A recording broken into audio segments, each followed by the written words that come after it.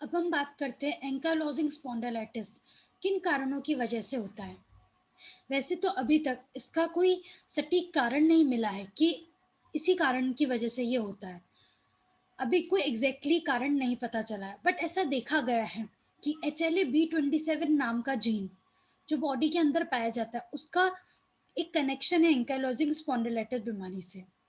Patient के immune system weak होने की वजह से बैक्टीरिया अटैक करता है बॉडी में, और HLA-B27 नाम का जीन प्रोटीन बनाता है, जिससे एंकालोजिंग स्पॉन्डिलाइटिस बीमारी होनी शुरू होती है। अब हम बात करते हैं एंकालोजिंग स्पॉन्डिलाइटिस होता क्या है और ये कैसे शुरू होता है। ये सबसे ज्यादा सैक्रोइलियक जॉइंट एसआई जॉइंट में देखने को मिलता है। हिप नी मैनुब्रियोस्टर्नल जॉइंट्स भी अफेक्ट होते हैं। ये एंकालोसिस प्रोसेस होता है। इसमें सबसे पहले साइनोवाइटिस होता है। हमारे सैक्रोइलियक जॉइंट एसआई जॉइंट, इसमें साइनोवाइटिस होना शुरू हो जाता है। इसकी इन्फ्लामेशन शुरू हो जाती है।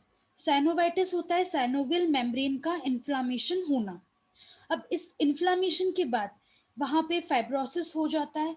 फाइब्रोसिस एक हीलिंग का पार्ट है, जो स्टिफ होने लगता है, हार्ड होने लगता है। अब फाइब्रोसिस के बाद वहां पे कैल्सिफिकेशन और ऑसिफिकेशन होने लगती है। अब यहाँ पे एंथेसिस होते हैं। एंथेसिस होती है जैसे कहीं लिगामेंट है, टेंडन्स है, जो बोन के साथ जाके पेरियोस्टियम के साथ अटैच हो जाते हैं। उन प्लेसेस को हम एंथेसिस बोलते हैं जहाँ पे लिगामेंट्स होते हैं। अब इसी ऑसिफिकेशन और कैल्सिफिकेशन और फाइब्रोसिस की इन प्रोसेस की वजह से यहाँ पे एंथेसियोपैथी होती है। एंथेसियोपैथी का मतलब होता है न्यू बोन फॉर्मेशन, जहाँ पे लिगामेंट्स है, जहाँ पे लिगामेंट्स है वहाँ पर नए बोन का बनना। अब लिगामेंट जो है वो एक स्ट्रक्चर है, वो बोन की शेप लेने लगते हैं धीरे धीरे, इतने हार्ड और स्टिफ होने लग हो जाते हैं ये, इसे हम एंथेसियोपैथी कहते हैं। जब लिगामेंट हमारा हार्ड होने लगता है, स्टिफ होने लगता है, उसके बाद होता है न्यू बोन का फॉर्मेशन, नई हड्डियां बनने लगती है। जैसे हमारा वर्टिब्रा है, उसके आगे एंटीरियर लॉन्गिट्यूडनल लिगामेंट है, पीछे पीएलएल पोस्टीरियर लॉन्गिट्यूडनल लिगामेंट है। अब ये जितने भी लिगामेंट्स है वर्टिब्रास के स्पाइन्स के आसपास, ये फाइब्रोसिस होता है इनका, ये ऑसिफिकेशन की वजह से ये बोन की शेप लेने लगते हैं। लिगामेंट्स धीरे धीरे बोन की शेप लेने लगते हैं, इसको हम सिंडेस्मोफाइट कहते हैं।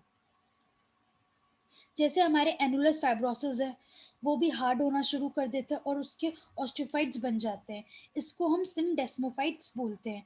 तो यही प्रोसेस होता है कि जब लिगामेंट वो हार्ड शेप लेने लगते हैं, बोन की शेप लेने लगते हैं, तो वो एक बैम्बू स्पाइन के रूप में बन जाते हैं। जो डिस्क है, जो बोन है, वो आपस में फ्यूज हो जाती है और एक बैम्बू स्पाइन के रूप में बन जाती है, जिसे हमने एंकालोजिंग स्पॉन्डिलाइटिस कहते हैं। जैसे आप डायग्राम में देख सकते हैं, ये नॉर्मल वर्टिब्रा है। अब लिगामेंट्स बहुत ज़्यादा बोन स्टिफ होने की वजह से लिगामेंट्स बोन की शेप में आ गए, बहुत ज़्यादा टाइट हो गए और वर्टिब्राज आपस में फ्यूज हो गई है और बहुत टाइट हो गया है। इन्फ्लामेशन की वजह से ये बैम्बू स्पाइन बन गया है।